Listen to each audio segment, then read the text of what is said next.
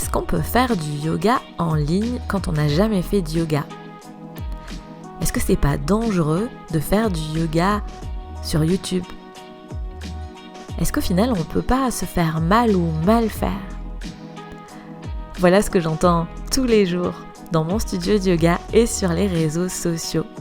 Je te propose donc de casser quelques idées reçues dans cet épisode de podcast parce que il est tout à fait possible de faire du yoga en ligne en étant en toute sécurité. Mais il faut prendre quelques précautions. Je te partage donc mes conseils, ces précautions dans cet épisode de podcast. Bienvenue dans Brève de tapis, le podcast de l'alchimie des corps.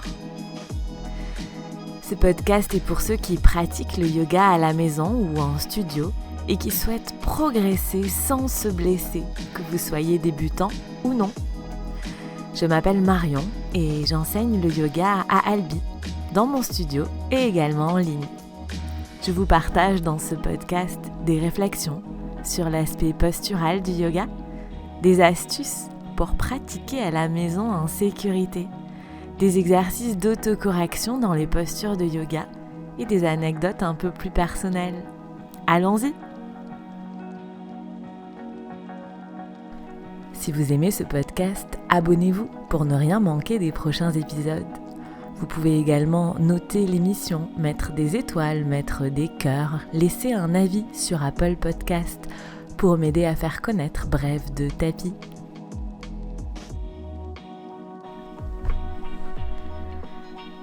J'entends très souvent une idée reçue. J'entends très souvent dans mon studio de yoga à Albi ou bien par mail ou sur les réseaux sociaux une phrase comme « Je ne peux pas faire du yoga tout seul chez moi parce que j'ai peur de mal faire ou de me faire mal ». Alors bien évidemment, c'est une phrase que vont prononcer plus facilement les débutants que les confirmés, mais ça arrive également avec des gens qui font du yoga depuis plusieurs années. Si tu te reconnais dans cette phrase, je t'invite à écouter la suite de cet épisode de podcast. Il arrive aussi assez régulièrement quand je pose la question à des gens que je vois pour la première fois sur Zoom ou dans mon studio de yoga à Albi. Quand je demande est-ce qu'ils ont déjà fait du yoga, ils me disent non, je n'ai jamais fait de yoga, enfin si, quelques vidéos sur YouTube, ou bien seulement quelques vidéos sur YouTube. Un petit peu comme s'il ne fallait surtout pas dire à un prof de yoga qu'on faisait du yoga tout seul chez soi devant YouTube. J'ai pour habitude de répondre à ces élèves pour les déculpabiliser.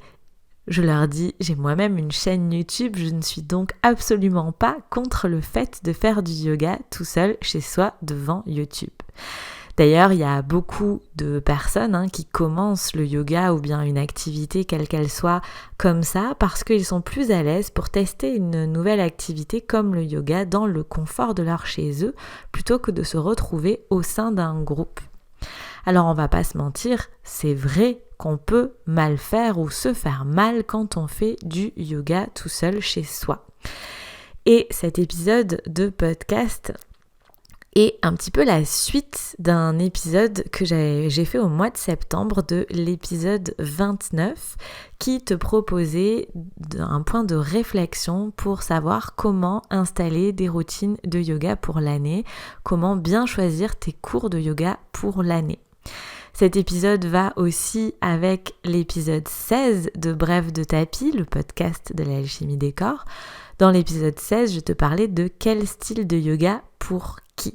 Donc je t'invite à aller écouter l'épisode 16 et l'épisode 29 si les thématiques te plaisent pour compléter la thématique d'aujourd'hui qui est « Est-ce que je peux vraiment faire du yoga tout seul chez moi quand je suis débutant ?» Alors, ma réponse est oui, bien sûr un grand oui. Je dirais toujours que le yoga est un outil tellement puissant que peu importe la façon dont tu le fais, déjà faire du yoga, c'est quelque chose de bien pour toi si bien évidemment ça te fait du bien. Maintenant, parlons du côté dangerosité et comment je peux faire pour faire du yoga en ligne en étant en toute sécurité. Je vais donc te donner quelques conseils, en tout cas mon avis sur la question. Et la première chose qui, de mon point de vue, est vitale, c'est qu'il est très très important de bien choisir ton prof de yoga.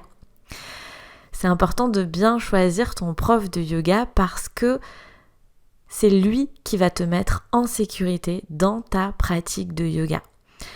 Donc souvent on me dit sur ma chaîne YouTube ou dans les cours que je fais en ligne, souvent on me dit « Oh là là, mais c'est trop bien, avec toi on comprend comme il faut les positionnements parce que tu expliques tout, tu décris les mouvements. » Il y a même une personne un jour qui m'a laissé un avis sur Google en me disant « Mais c'est un petit peu comme si tu avais une télécommande et que rien qu'à la voix, rien qu'en écoutant ta voix, on arrive à s'auto-corriger dans notre posture. On arrive à se corriger tout seul dans notre posture de yoga. » Et en effet, j'enseigne le yoga comme ça parce que pour moi, c'est la seule façon de mettre mes élèves en sécurité quand je ne les vois pas. Alors quand je les vois, bien évidemment, ça me permet, cette façon de guider les cours me permet de les mettre en sécurité, mais j'ai d'autres moyens d'action. Alors que quand ils sont derrière leur écran d'ordinateur, par exemple sur ma chaîne YouTube ou bien sur ma plateforme de cours de yoga en ligne, sur la médiathèque de l'alchimie des corps, c'est vraiment la précision de mes consignes d'alignement, c'est vraiment la précision de la description des postures et des mouvements qui va les mettre en sécurité. Donc ça veut dire que je donne des explications détaillées de chaque posture et que je donne aussi des points d'autocorrection pour que tu puisses vérifier ton placement par toi-même. Par exemple, je vais dire mets tes mains sur les hanches dans telle posture et vérifie que tes deux hanches sont au même niveau, sont à la même hauteur, donc au même niveau dans le sens haut-bas. Et si c'est pas le cas, tu pourras très facilement corriger ton placement. Donc, bien choisir ton prof, c'est être sûr d'être en sécurité. Et donc, de mon point de vue, pour faire du yoga chez soi, qu'on soit débutant ou non, parce que quand on est confirmé, on a parfois envie d'aller vers des postures plus compliquées et à nouveau, pour être sûr d'être en sécurité, il faut absolument avoir un prof qui soit précis dans la description de ces postures, qui t'explique comment s'installer dans une posture, quel mouvement faire pour prendre une posture, qui t'explique comment rester dans la posture et qui t'explique comment sortir de la posture. Donc si tu tombes sur YouTube sur des profs qui ne fournissent pas ces explications, passe ton chemin. Parce que oui, en effet, il y a possibilité de te faire mal ou de mal faire. Mais vraiment, avec un prof qui est capable d'avoir des consignes verbales très précises, de te donner des images qui sont compréhensibles par tout le monde, tu seras en sécurité. Et je sais de quoi je parle puisque c'est vraiment ma spécificité, c'est vraiment comme ça que j'enseigne le yoga et c'est ce que toutes les personnes qui me suivent sur YouTube et sur la médiathèque adorent dans mes cours. D'ailleurs, si tu es prof de yoga et que tu sens que tu as besoin de monter en compétence dans la précision de tes consignes verbales, si tu sens que tu as besoin d'améliorer ta pédagogie d'enseignement, j'ai créé une formation dédiée aux profs de yoga qui aborde ces sujets très précisément. Ça s'appelle Yoga Ligne Pro. Tu peux commencer cette formation en toute autonomie puisqu'elle est en ligne. C'est une formation de 50 heures. Il y a 40 heures de vidéos préenregistrées, 10 heures de vidéos sur Zoom. Et tu apprendras à notamment préciser tes consignes verbales pour mettre tes élèves en sécurité si tu as par exemple une chaîne YouTube ou si tu as une plateforme avec des vidéos préenregistrées. Bien évidemment, toutes ces connaissances, toutes ces compétences te seront aussi utiles si tu enseignes le yoga dans un studio de yoga puisque c'est pareil, l'idée quand on a un groupe à gérer, c'est déjà d'avoir des consignes verbales très précises pour gérer le groupe et mettre tout le monde en sécurité. Si tu es intéressé par cette formation, je te mets les liens sous la vidéo ou dans les notes de l'épisode pour voir comment ça se passe et commencer tout de suite cette formation si tu es toi aussi un enseignant de yoga sensible à l'alignement postural. Tu verras en suivant le lien qu'il y a plein d'autres sujets qui sont abordés également dans Yoga Ligne Pro. Donc si tu es élève de yoga, je te conseille vraiment de choisir un prof qui décrivent correctement les mouvements à faire pour entrer dans une posture, pour rester dans la posture et pour sortir de la posture. Donc pour donner un exemple peut-être un peu extrême, mais si tu trouves des cours où le prof ne donne uniquement que le nom des postures, comme ce qu'on peut faire par exemple en Ashtanga, passe ton chemin parce que oui, en effet, tu ne seras pas en sécurité.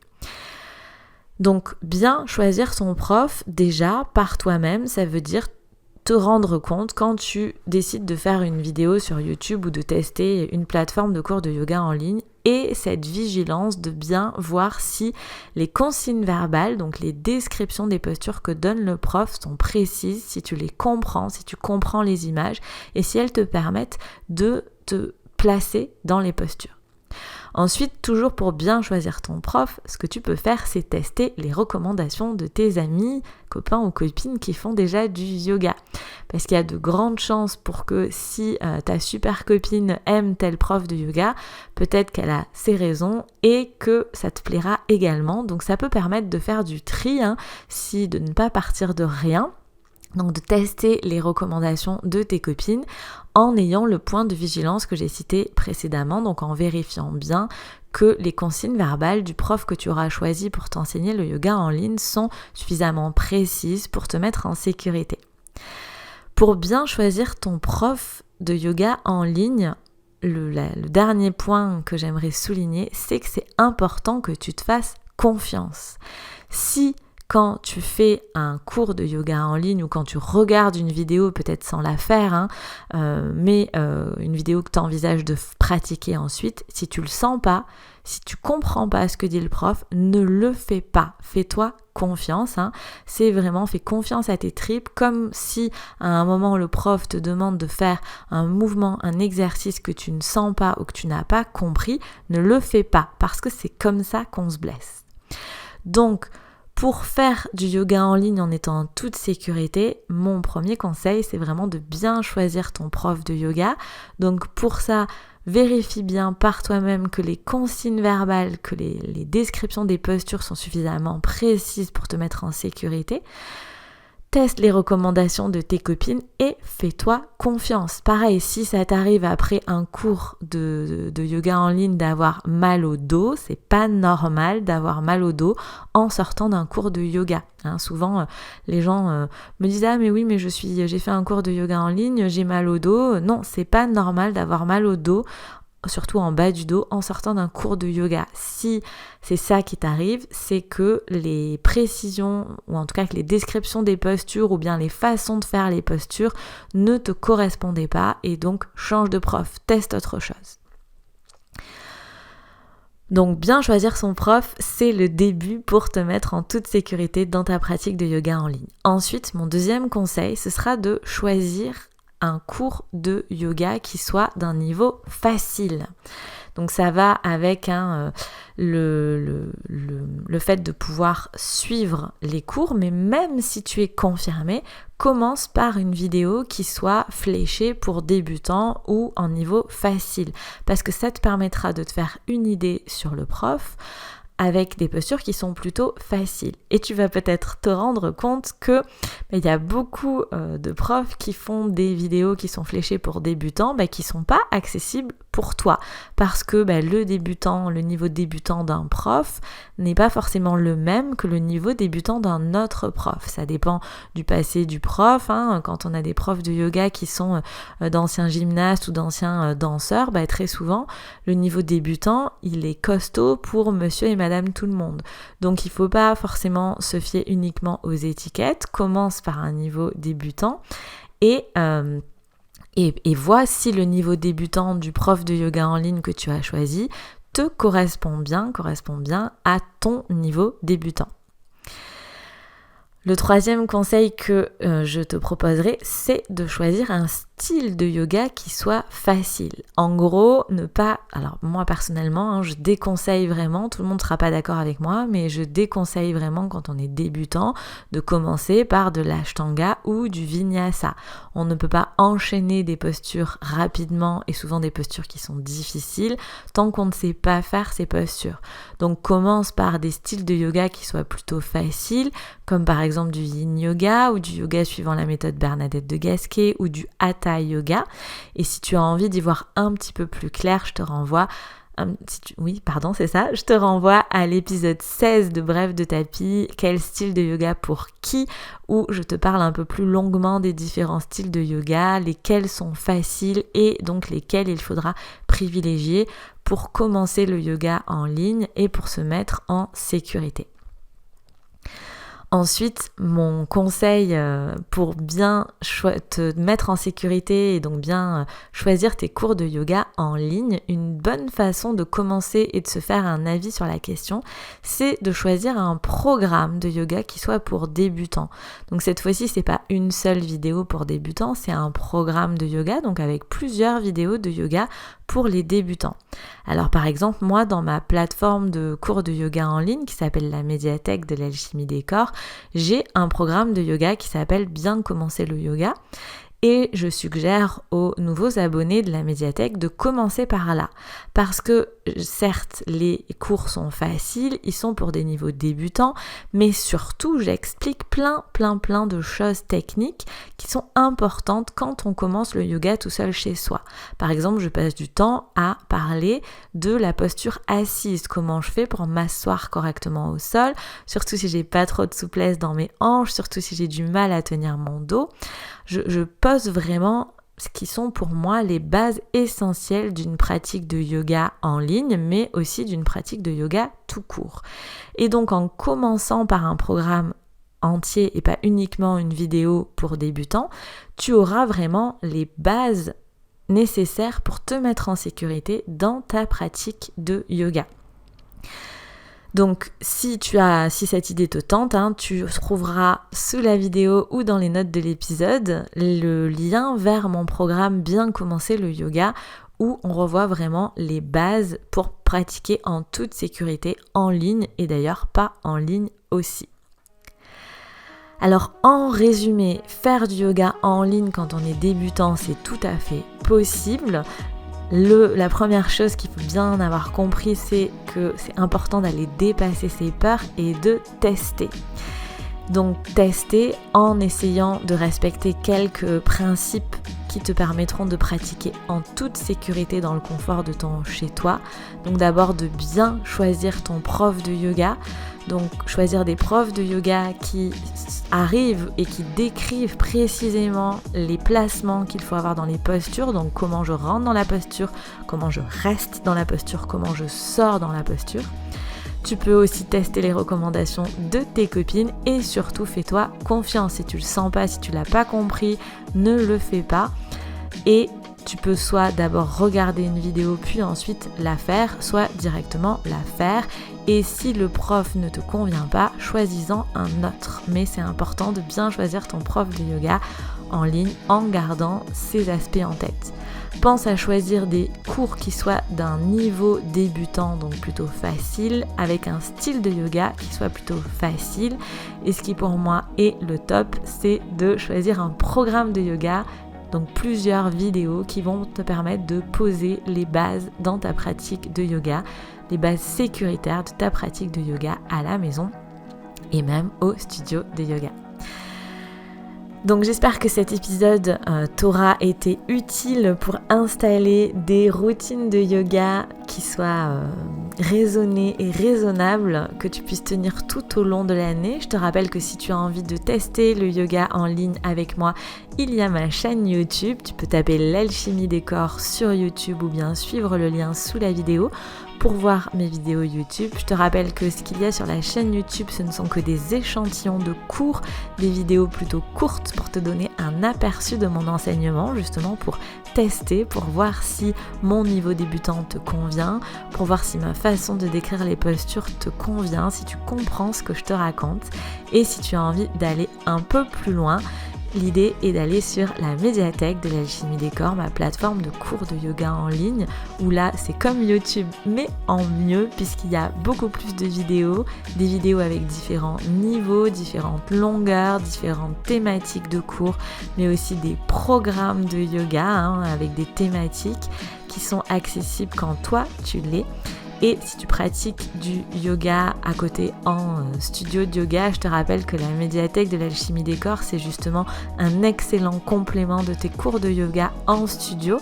parce que ça te permettra déjà de pratiquer plus souvent à petit budget. La médiathèque est moins chère qu'un cours de yoga en studio et ça te permettra aussi d'avoir des connaissances plus profondes du yoga puisque j'aborde dans la médiathèque des thématiques qu'on ne peut pas aborder sur des cours d'1h30. Donc tu trouveras vraiment dans la médiathèque de quoi te nourrir intellectuellement, spirituellement, à la fois dans tes postures de yoga et aussi dans plein d'autres aspects. Tu peux visiter le catalogue de vidéos de la médiathèque en suivant le lien sous la vidéo. J'espère que tu as maintenant réussi à te créer ton agenda de yoga avec ces 3 épisodes de podcast qui t'auront été utiles. Et je te dis à la semaine prochaine pour une nouvelle vidéo sur ma chaîne YouTube et à dans 15 jours pour un nouvel épisode de podcast. Bonne semaine!